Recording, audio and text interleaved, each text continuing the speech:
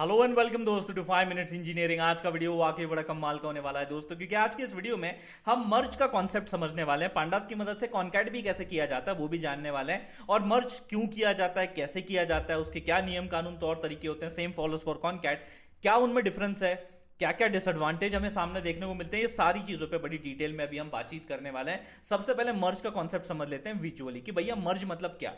देखिए हमारे पास यहाँ पे दो डेटा फ्रेम है। Let's say this is the data frame df1 and this is let's say data frame df2। ठीक है जी। अब इनमें कुछ कॉलम्स है, लेट्स से ए बी और सी, और इसमें भी कुछ कॉलम्स है एक्स वाई और सी। मैंने जानबूझ के एक कॉलम कॉमन रखा है। ये सी कॉलम जो है आप देख पा रहे हो दोनों ही डेटा फ्रेम में कॉमन है। दिस सी इज कॉमन, और ये जरूरी है, ये मस्ट कंडीशन है बिफोर परफॉर्मिंग अ मर्ज।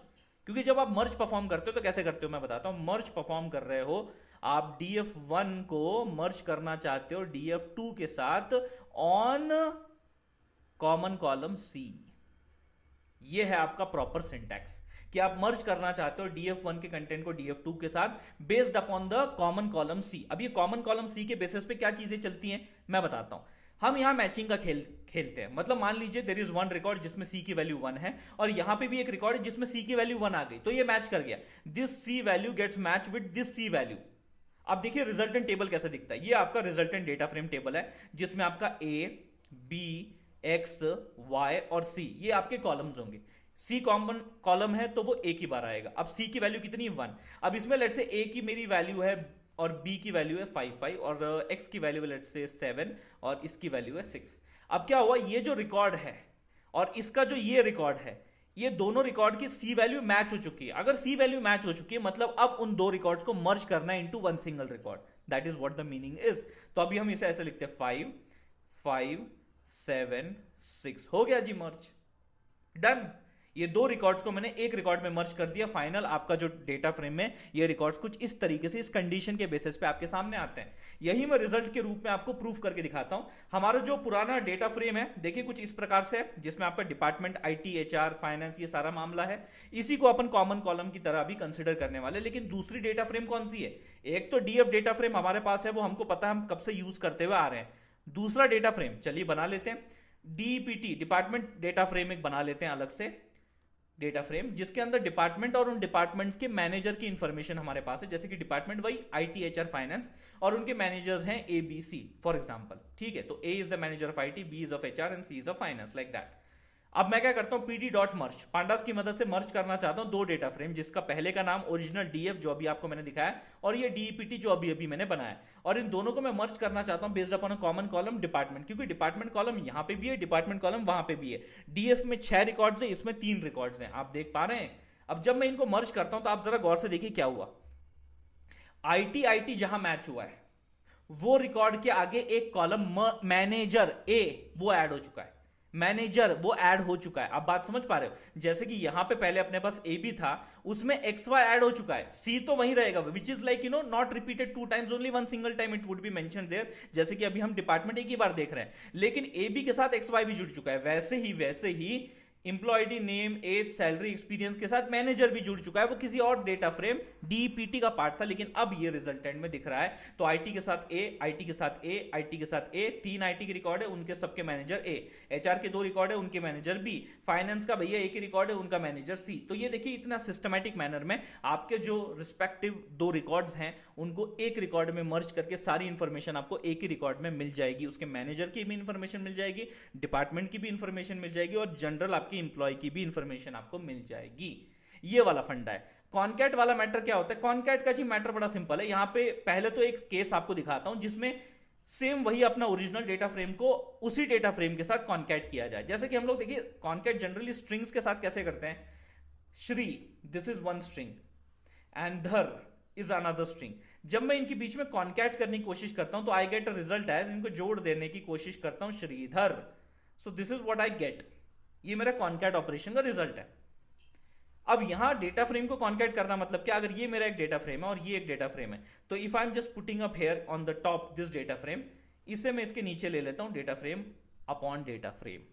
तो stack of data frame is nothing but what we call it as a concatenating of 2 data frames. अगर मेरे यहाँ पे डेटा फ्रेम का टोटल मामला सेम टू सेम है, तो अगर मेरे पहले वाले में 6 रिकॉर्ड है, इसमें 6 रिकॉर्ड है, तो टोटल आपके कितने रहेंगे? 12 रिकॉर्ड रहेंगे। बाकी कॉलम का काउंट एग्जैक्टली सेम रहेगा। बस आपका जो रिस्पेक्टिव रिकॉर्ड्स का काउंट है वो डबल हो जाएगा। जैसे कि आप प्रमाण के तौर पे यहां पे देख सकते हैं, गौर से समझिए। ये जो आपके रिस्पेक्टिवली कॉलम्स हैं वो तो एग्जैक्टली सेम है, लेकिन इंडेक्स की तरफ ध्यान दीजिए, 0 से लेके 5 यानी कि 6, टोटल 6 रिकॉर्ड ये आपके पहले डीएफ के हैं, और फिर दूसरा जो डीएफ है उसके 0 से लेके 5 यानी कि आपकी ये अगले 6 रिकॉर्ड आपके सामने दिखाई दे रहे हैं। दिस इज व्हाट कि एक के ऊपर एक भैया इस तरीके से स्टैकअप कर दिया गया है आपके डेटा फ्रेम्स को, ताकि वो कॉन्कैट हो सके। अब इसमें आपको ज्यादा नैन वैल्यूज देखने को नहीं मिलेंगे क्योंकि स्ट्रक्चर सेम है ना जी। जो कॉलम्स की हम बात कर रहे हैं वो दोनों में सेम है, एम्प्लॉय नेम, डिपार्टमेंट, ये सैलरी, एक्सपीरियंस, डीएफ इसमें भी है उसमें भी है, क्योंकि ये एक्जैक्टली सेम स्ट्रक्चर के दो टेबल्स हैं, इनको हमने बस ज्वाइन कर दिया है इटसेल्फ, खुद के साथ ही भैया कॉन्कैट कर दिया है। लेकिन परेशानी तब होती है जब मेरा एक डेटा फ्रेम है यहाँ पे जिसमें लेट से 2 कॉलम्स है, और एक डेटा फ्रेम है यहाँ पे जिसमें 3 कॉलम्स है। जब आप इनको कॉन्कैट करने की कोशिश करते हो तो वो कैसे होता है, तो यहाँ पे टोटल आपके 2 + 3 यानी कि 5 कॉलम्स आ जाते हैं। इसमें क्या होता है, सबसे पहला जो आपका ऊपर डेटा फ्रेम रहेगा वो यहाँ पे डायरेक्टली कॉपी पेस्ट यहाँ होता है, पहले 2 कॉलम्स, और जो यहाँ पे ये बचे हुए उसके 3 कॉलम है उसमें नैन वैल्यूज आती, क्या आती, NaN. So it is filled with NaN. क्यों, क्योंकि भैया देखो यहाँ पे ए बी और यहाँ पे एक्स वाई जेड, तो आप अगर देखोगे ये जो मेरा रिस्पेक्टिवली ए बी यहाँ पे है और यहाँ पे एक्स वाई जेड है, तो इसका जो ये इस टेबल का जो ये रिकॉर्ड है इसके लिए ए और बी की वैल्यू एग्जिस्ट करती है जो कि यहाँ पे मौजूद है, लेकिन उसके लिए एक्स वाई जेड की वैल्यूज एग्जिस्ट ही नहीं करती, इसलिए वो नैन है। This is the reason. अब अगर मैं इस डेटा फ्रेम को इसके ऊपर रखता हूं तो ये देखिए यहां पे आपके जो रिकॉर्ड्स हैं रिस्पेक्टिवली इस डेटा फ्रेम 2 के, वो सारे यहां पे करेक्टली वैसे ही वैसे कॉपी पेस्ट हो रखे होंगे, लेकिन ये जो 2 कॉलम्स है ए बी उसकी वैल्यूज तो इस डेटा फ्रेम में है ही नहीं, तो यहां पे आपका नैन आ गया होगा। तो ये एरिया नैन के थ्रू ऑक्यूपाइड, ये एरिया आपका नैन के थ्रू ऑक्यूपाइड, ये आपका well copied as it is आपको देखने को मिल जाएगा। ये स्ट्रक्चरिंग होगी अपने कॉन्कैटिनेशन की। तो यहां ये डिसएडवांटेज है कि नैन वैल्यूज आपको ज्यादा देखने को मिल सकती है। तो कॉन्कैट जब मैं करता हूं, let's take an example, DF और डीईपीटी। अब जैसे डीईपीटी बनाया था ना, इसमें तो 3 ही रिकॉर्ड है प्लस 2 ही कॉलम है, तो अब ये मामला थोड़ा अलग हो जाएगा। अब कैसे अलग होगा देखो मैं बताता हूं, क्योंकि स्ट्रक्चर तो सेम नहीं है ना। तो आप देखिए यहां पे दिस इज द टेबल, पहले तो मैंने अपना डीएफ टेबल सबसे पहले ऊपर रख दिया, तो ये देखो ये मेरा डीएफ टेबल है एक्सपीरियंस तक का, लेकिन मैनेजर ये कॉलम भी ऐड होना ही है, आपने कॉन्कैट किया। तो जब ये मैनेजर कॉलम आ जाता है, क्योंकि मैंने देखो ना यहां बताया क्या था, जितने कॉलम इसमें और जितने कॉलम इसमें, अगर सभी के सभी कॉलम डिफरेंट है तो 2 + 3 5 कॉलम आपके आने लाजमी है। लेकिन अपने केस में क्या है, डिपार्टमेंट एक कॉमन कॉलम है, इसीलिए उसको 2 नहीं एक ही बार गिनेंगे। लेकिन मैनेजर एक ऐसा कॉलम है जो कि आपके डीएफ में मौजूद नहीं है, और employ ID, name, age, salary, experience एक ऐसे कॉलम है जो कि आपके डीईपीटी में नहीं है। इसलिए जो यूनिक है उनको हम लोग कंबाइन कर लेते हैं, और जो कॉमन है उनको एक ही बार यहां पे काउंट में रखते हैं। तो इसलिए मैनेजर कॉलम आपको यहां पे देखने को मिल जाएगा। और आप देखेंगे तो ये जो पहले आपके 6 रिकॉर्ड्स है उसमें 6 के 6 मैनेजर की वैल्यूज नैन है। क्यों, बिकॉज वो डीएफ के लिए मैनेजर कॉलम की वैल्यूज एग्जिस्ट ही नहीं करती। सिमिलरली अगर आप यहां पे यहां नजर मारोगे तो डिपार्टमेंट कॉलम को छोड़ के बाकी जो आपके ये जो लास्ट के 3 रिकॉर्ड्स हैं उनमें ना एम्प्लॉय आईडी मेंशन्ड है, ना नेम मेंशन्ड है, ना सैलरी मेंशन्ड है, ना एक्सपीरियंस मेंशन्ड है, वो नैन है। क्यों, क्योंकि ये सारी डिटेल्स आपके डीईपीटी टेबल में थी ही नहीं, and that's why it is NaN. तो एग्जैक्टली यही विजुअल सिनारियो जो मैंने अभी आसान करके आपको यहां पे बताया, exactly the same thing you can see it here, and this is one of the disadvantage कि नैन वैल्यूज बहुत ज्यादा आपको कॉन्कैट की केस में जब स्ट्रक्चर्स डिफरेंट होते हैं तो वो देखने को मिल जाएगा। समझ में आ गया जी? आ गया तो लाइक कर दीजिए, शेयर कर दीजिए वीडियो को, सब्सक्राइब कर दीजिए 5 मिनट्स इंजीनियरिंग को। मिलते हैं भैया अगले वीडियो में।